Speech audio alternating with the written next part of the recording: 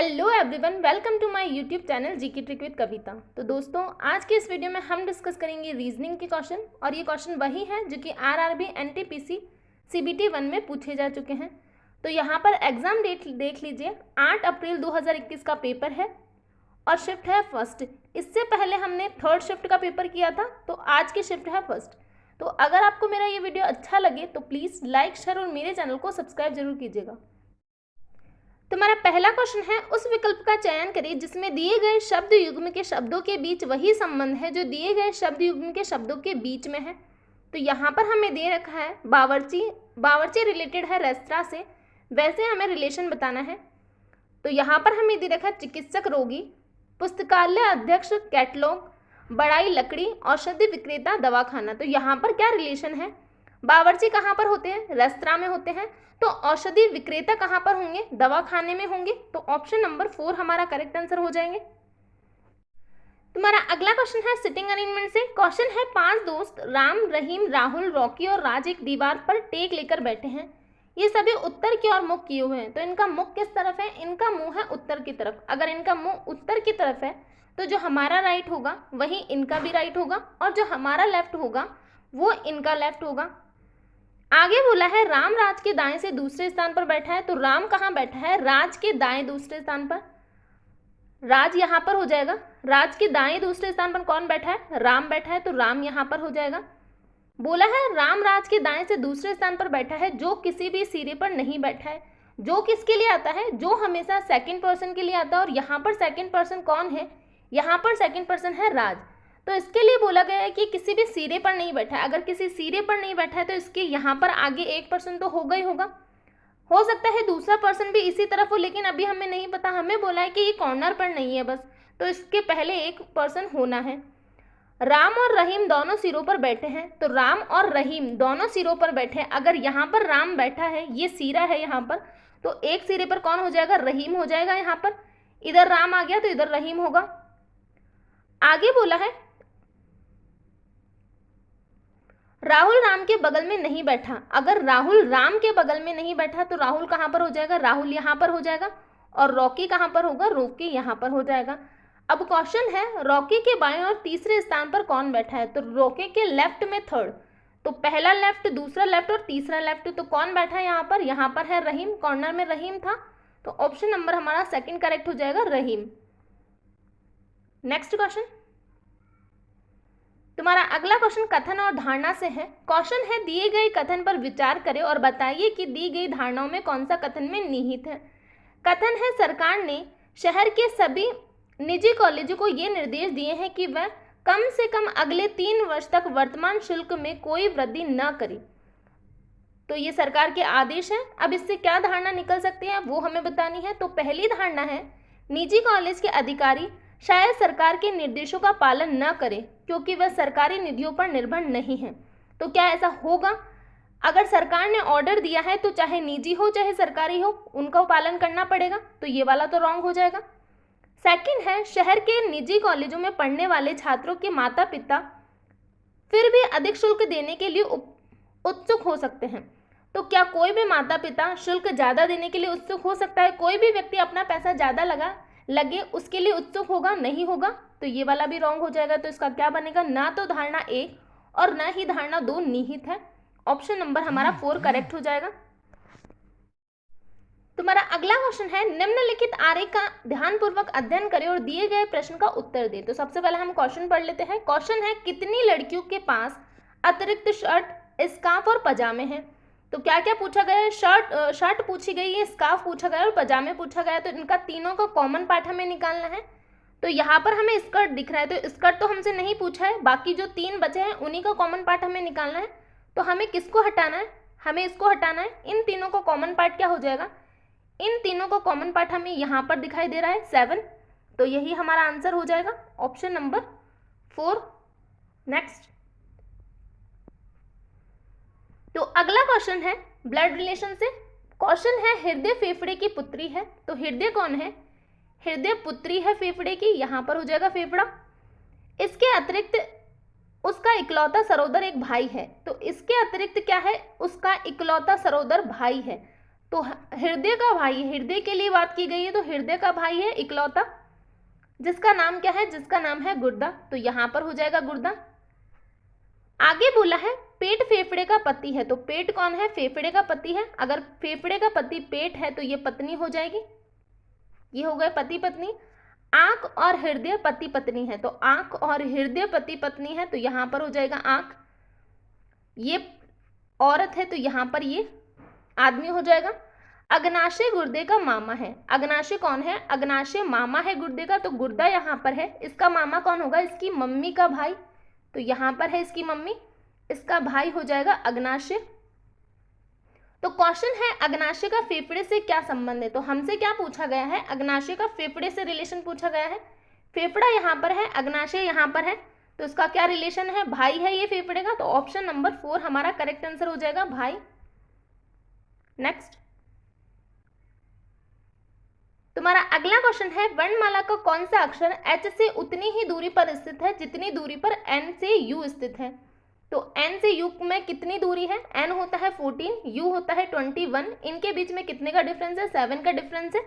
ये 7 का डिफरेंस हम H में ऐड कर देंगे, तो H क्या होता है, H होता है 8, इसमें प्लस कर देंगे 7, क्योंकि इनके बीच में इतना डिफरेंस है, उतना ही डिफरेंस इनसे इसका पूछा गया है हमें H का, तो यहाँ पर हमने प्लस किया तो ये हो जाएगा 15, और 15 पर क्या होता है, 15 पर होता है O। ऑप्शन नंबर 2 हमारा करेक्ट आंसर हो जाएगा। तो अगला क्वेश्चन हमारा कोडिंग डिकोडिंग से है। क्वेश्चन है शब्द रिजर्वेशन को 4 विभिन्न कूट भाषाओं में निम्न अनुसार लिखा गया है। तो यहाँ पर हमें क्या दे रखा है, जो ये रिजर्वेशन है उसके कोड दे रखे हैं, अलग अलग तरीके से इनको कोड किया गया है।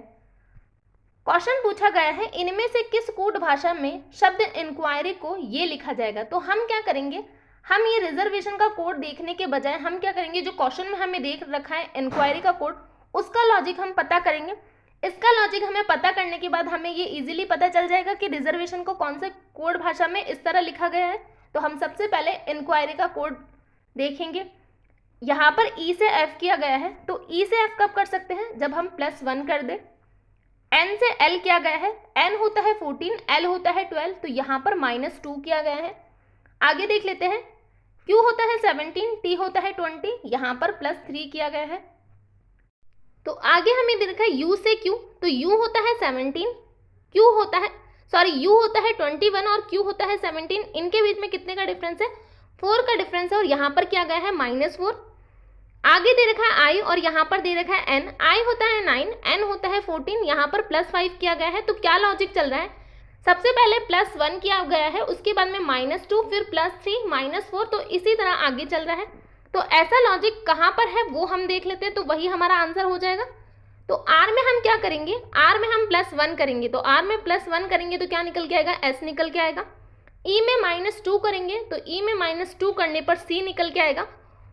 तो ये 2 वर्ड कहाँ पर हमें दे रखे वही हम देख लेते हैं और वहीं से हमारा आंसर आ जाएगा, हमें पूरा निकालने की जरूरत नहीं होगी।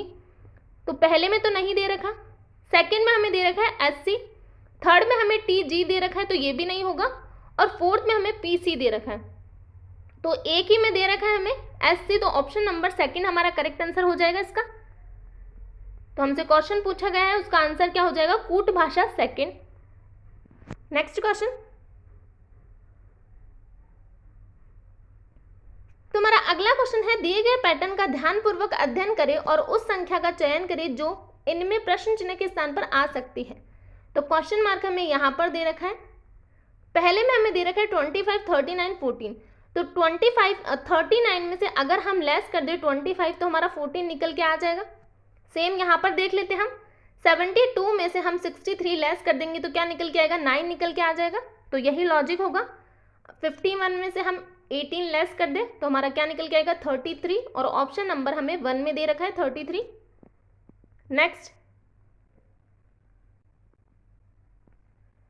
तो अगला क्वेश्चन है 4 आकृतियां दी गई हैं जिनमें से 3 किसी तरह संगत है और एक असंगत है, असंगत आकृति का चयन करें।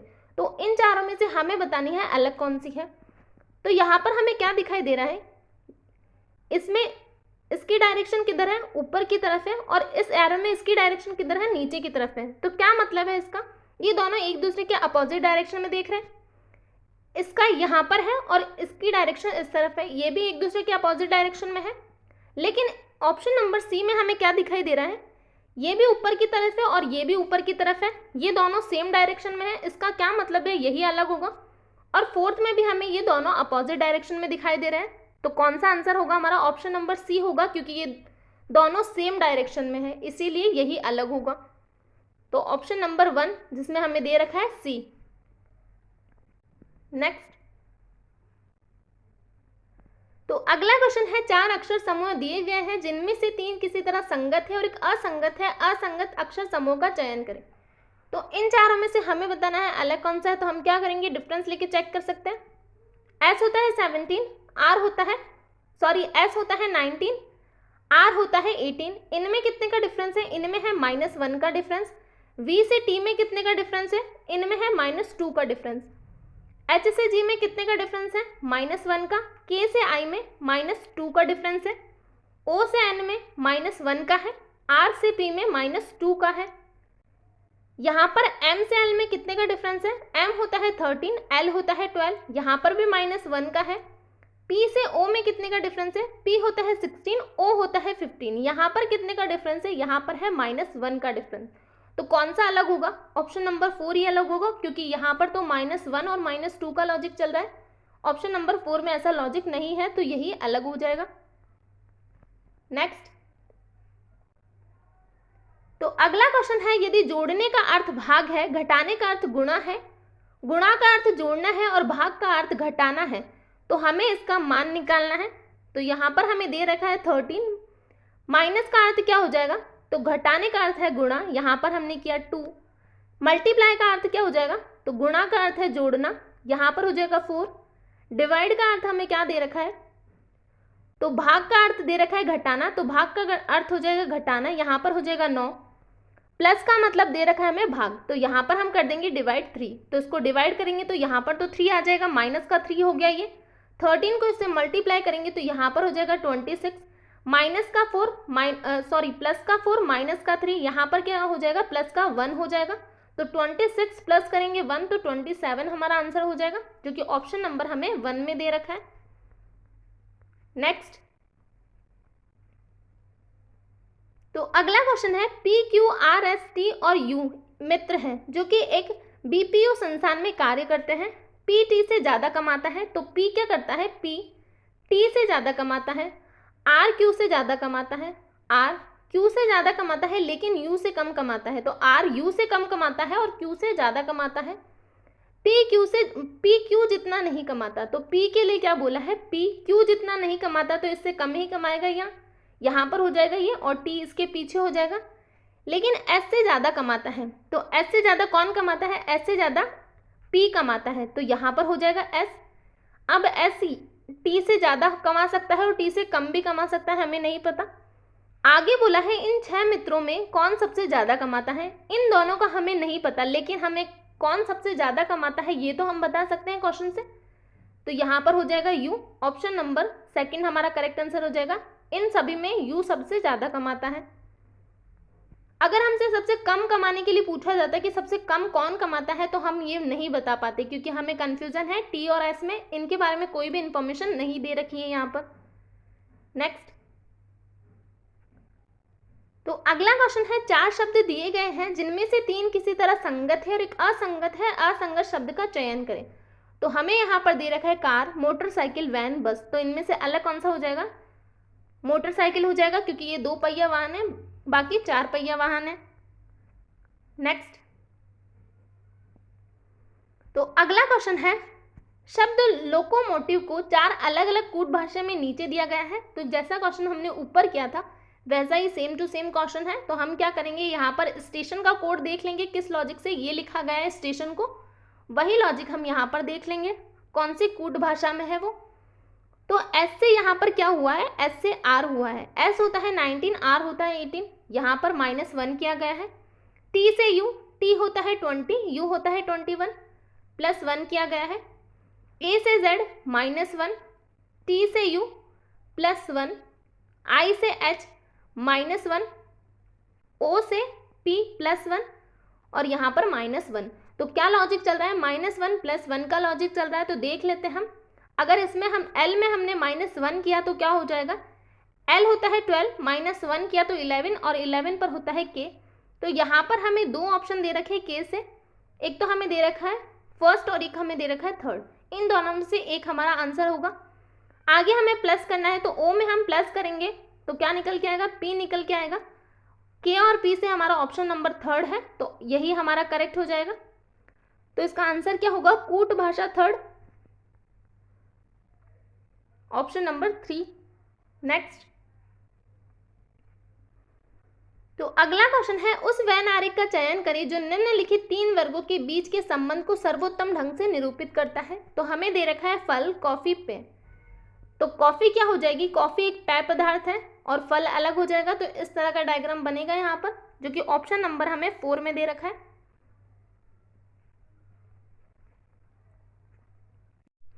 तो मेरा अगला क्वेश्चन है ब्लड रिलेशन से। क्वेश्चन है, 3 भाइयों A, B, C की एक बुआ D है। तो इन तीनों भाइयों की बुआ D है, तो ये तीनों भाई हैं, इनमें कोई भी फीमेल नहीं है।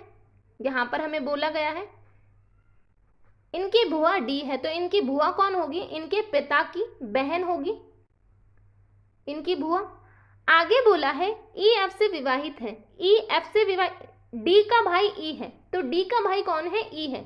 तो या तो D का भाई E ये हो सकता है, या फिर हो सकता है इसके एक और भाई हो, उसका नाम D हो। तो अभी हमें नहीं पता। आगे हमसे बोला गया है E F से विवाहित है, तो हमने यहाँ पर साइड में लिख दिया E F से विवाहित है, क्योंकि हमें नहीं पता ये भाई यही है या कोई और भाई है इसका। F का इकलौता सहोदर एक अविवाहित भाई G है, तो F का इकलौता सहोदर G है, यहाँ पर हमने लिख लिया। आगे बोला है H G का इकलौता भांजा है। H कौन है, H G का इकलौता भांजा है। तो H भांजा कब होगा, जब वो H का बेटा होगा तभी तो G का भांजा होगा। और इकलौता बोला है, अगर E ये हुआ तो यहाँ पर इसके 3 बच्चे हैं, लेकिन G का इकलौता भांजा, इसका मतलब क्या है, D का ये दूसरा भाई है, ये वाला भाई E नहीं है, ये कोई और है, इसका नाम कुछ और है।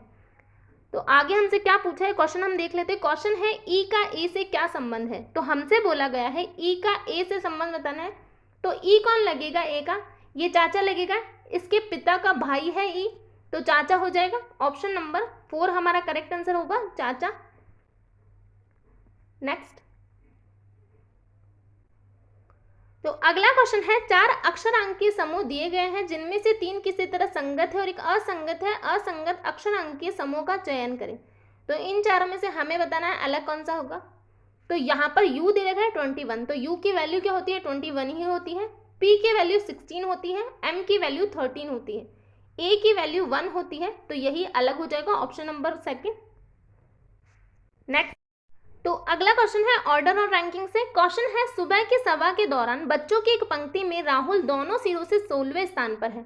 अगर राहुल दोनों सिरों से 16वें स्थान पर है तो पंक्ति में कुल कितने बच्चे हैं। तो हमें बताना है पंक्ति में टोटल कितने स्टूडेंट हैं।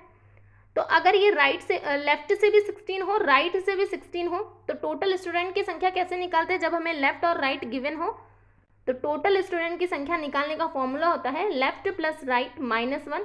और ये -1 क्यों किया जाता है, क्योंकि एक पर्सन की, जो राहुल है यहाँ पर, उसकी लेफ्ट से भी पोजीशन हम काउंट कर लेते हैं और राइट से भी पोजीशन काउंट कर लेते हैं, इसीलिए हम इसमें -1 करते हैं वापस। तो 16 और 16 हो जाएगा 32, 32 में से -1 कर देंगे तो 31 हो जाएंगे total student, option number 1। Next, तो अगला क्वेश्चन है, एक निश्चित कूट भाषा में ब्रेन को ये लिखा जाता है, तो उसी कूट भाषा में बीन को किस प्रकार लिखा जाएगा। तो यहाँ पर हम देख लेते क्या लॉजिक चल रहा है। बी से यहाँ पर ए लिखा गया है तो -1 किया है, आर से क्यू -1, ए से जेड -1, आई से एच -1, एन से एम -1। तो क्या लॉजिक चल रहा है, यहाँ पर चल रहा है -1 का लॉजिक। तो बी से -1 करेंगे तो ए हो जाएगा, ई में -1 करेंगे तो डी, ए में -1 किया तो जेड, एन में -1 किया तो एम हो जाएगा। तो ये हमारा आंसर निकल के आएगा, जो कि ऑप्शन नंबर हमें 1 में दे रखा है। नेक्स्ट, तो अगला क्वेश्चन है, उस वैन आरेख का चयन करें जो निम्नलिखित 3 वर्गों के बीच के संबंध को सर्वोत्तम ढंग से निरूपित करता है। तो हमें दे रखा है पक्षी, कौवा, कठफोइवा। तो ये क्या होता है, कठफोइवा भी एक तरह का पक्षी ही होता है। तो इसका किस तरह का डायग्राम बनेगा, यहाँ पर हो जाएगा पक्षी, यहाँ पर हो जाएगा कौवा और यहाँ पर हो जाएगा कठफोइवा, इस तरह।